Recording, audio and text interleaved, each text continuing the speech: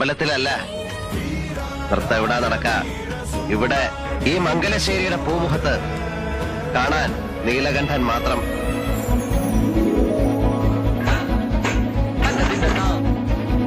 ജയിച്ചു അല്ലേ? അങ്ങനല്ലേ പാടുള്ളൂ. അതെ, വലിയ ആളല്ലേ നിങ്ങൾ.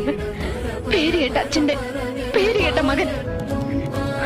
ഞാനാരാ? നിസ്സാരയായ ഒരു പെണ്ണ്.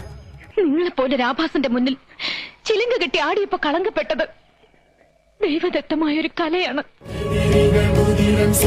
തെമ്മാടിത്തം ഇത്രയേറെ കയ്യിലുണ്ട്, എന്നാലും നീല ഹൃദയമുള്ളവനാ ഞാൻ. കാരണം നിങ്ങളാരും തോൽക്കുന്നത് എനിക്കിഷ്ടമല്ല.